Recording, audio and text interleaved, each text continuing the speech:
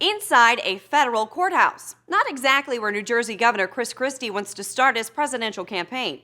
That is, if he starts a bid for the White House at all. Mr. Christie knew of the lane closures while they were occurring, and evidence exists to establish that. A federal court announced Friday the indictments of 3 former top aides for Christie, Port Authority officials David Wildstein and Bill Baroni, as well as Deputy Chief of Staff Bridgegate, for their alleged parts in the Fort Lee lane closure scandal in September of 2013.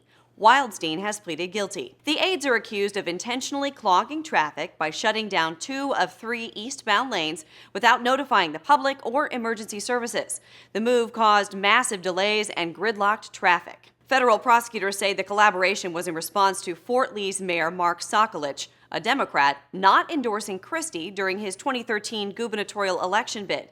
Christie's potential involvement in the alleged scheme is a bit murky, though. Federal officials tell NBC News that after 9 months, investigators have concluded there is no evidence that Governor Christie had advance knowledge of any politically motivated scheme to shut down lanes on the George Washington Bridge. For now, Christie has avoided a federal indictment and has always maintained he knew nothing about the lane closures. Still, Christie's name and reputation have already taken a big hit. Republican donors have just been begging Christie to get into this race, but he crushed their hopes with one final no. That's from 2011, when many Republicans hoped he'd jump into the 2012 bid for president. When he didn't, his popularity was expected to carry over to 2016. Wildstein is expected to testify Christie somewhat knew about the bridge closure plan. A writer for NJ.com says, when Wildstein spills his guts, Christie will then have to tell the voters why Wildstein is wrong while testifying under oath about Christie's knowledge of the closures.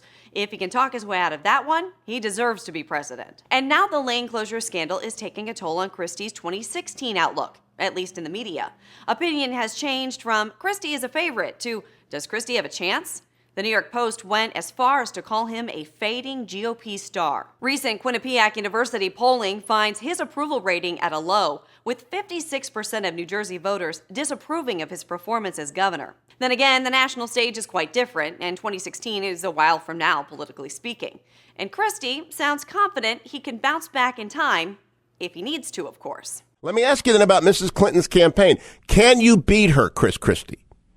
If I run, I will beat her.